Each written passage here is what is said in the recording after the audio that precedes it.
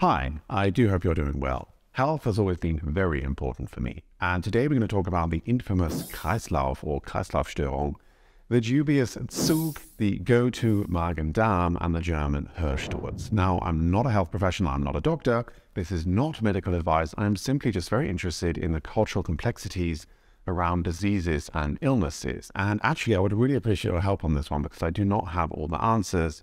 And so together, you and I are going to solve the mystery of these German illnesses.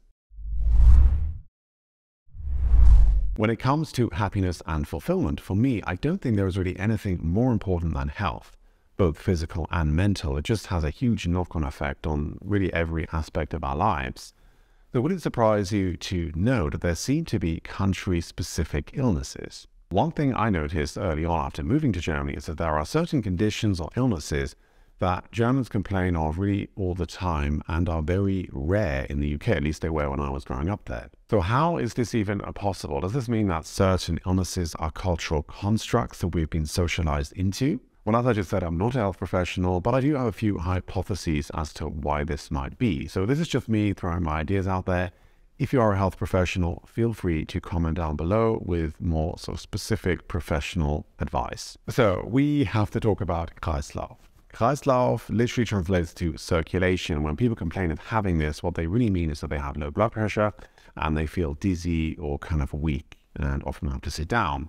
And actually in my first job here in Germany, it was really very common for colleagues to have to lie down on the floor and put their legs up in the air on a bench because they were complaining of Kreislauf. And I was just like, what the actual hell is going on? I have never ever experienced this in my entire life and I'm 37 years old.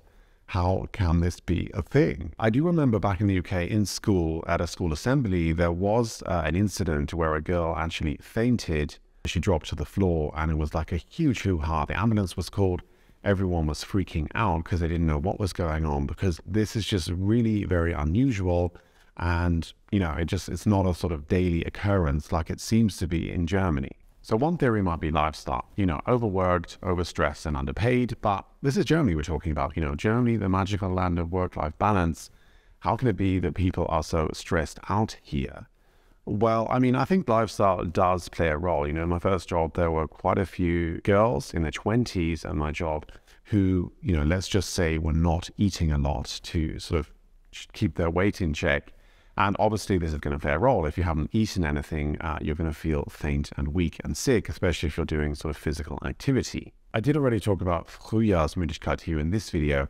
So you could say that environment and the weather plays a role, but I mean, the weather is not really that different to the UK or really to many other European countries. So I'm not sure that you can really say that it's environmental factors that cause this condition. Another hypothesis, and this is kind of the one which I am leaning towards, is that over time it's just become a culturally accepted condition and is a safe bet when calling in sick. So really maybe it just seems that it's more prevalent than it actually is. It's just one of those things that people talk about a lot, but in actual reality, I don't know if it really is actually something that so many people experience. What do you think, and is this really a thing in your own country? Let me know. Another rather mysterious German illness is to catch a Zug, or to catch a draft. And you will often hear people complaining about that es zieht. And if you work in an office, there will often be huge discussions about whether to open the window, because there will be some people that do like and appreciate fresh air, and there will be others that will say they will get sick if the window is open for more than a few seconds. This concept of catching a draft does seem to be quite deeply ingrained in German culture, with many people believing that you can catch a whole host, a whole range of illnesses from, you know, exposure to air. The belief is actually so widespread that it's not uncommon for Germans to refuse to open the window, which is in stark contrast to the obsession with Durchluften. And don't even get me started on air conditioning. I had an ex-colleague who just constantly complained of having Nacken, as in having like a stiff neck, and she was just constantly wrapped in a scarf. Even in summer when it was very hot, she just constantly had a scarf wrapped around her neck, because she was extremely sensitive, apparently, to sort of air movements and would get a stiff neck very easily. Now, I have to admit, I have also on occasion gotten a stiff neck or gotten Nacken from sitting next to sort of an open window when the wind was blowing in with a certain amount of force. But I mean, there is kind of not that much scientific evidence to back up this claim that you can actually get sick from, a draft. One possible explanation of the prevalence of drafts in Germany is the healthcare system. The system provides comprehensive health coverage and does include things like respiratory diseases. So as a result, it could be that people are just sort of being more often diagnosed with things like Zug, just because this is included in the health coverage. Another commonplace work argument which drives me absolutely crazy is the hot-cold debate. There are certain people that are just always freezing. It doesn't really matter what the temperature is, they're just always cold. And there are those, like myself, who are usually always rather warm. So if we ever end up working together, I would suggest bringing a warm coat, a woolly hat, and some leather gloves. Have you ever heard of Hörsturz? Now, this for me is the most bizarre one of them all. It translates into loss of hearing or idiopathic hearing loss, and it's the condition where you just suddenly lose your sense of hearing. It's often usually one-sided, so just one ear will suddenly cease to function, and it's often not really associated with pain, and it's not to be confused with deafness, because many people do recover fairly quickly from this illness. Now, of course, I've heard of things like ear infections and tinnitus and loss of hearing, but this concept of Hörsturz was definitely new for me, and I really only heard of this after living in Germany. Now, I have no doubt that this occurs all over the world, and it's not only restricted to Germany, and I do sympathize with anyone that experiences this, because it must be absolutely terrifying to suddenly lose your sense of hearing and have no idea why and if it will ever come back. But if I talk about a sudden loss of hearing or idiopathic hearing loss in English, this will not be enough. People won't understand what I'm talking about. I have to go in detail and try to explain, the situation, give some context. Whereas in Germany, if you just say the word Hörsturz, everyone immediately knows what you're talking about. And there just still does not really seem to be any clear consensus as to why this happened or how it's caused or why it seems to be just more known in Germany. And an ex-colleague of mine actually also experienced this. He had Hörsturz for about 3 weeks. He went to the doctor. The doctor couldn't really give him a sort of specific answer or solution, but he suggested that it was stress-related. And so my colleague was written off sick for 3 weeks. It was really ridiculously crazy at work.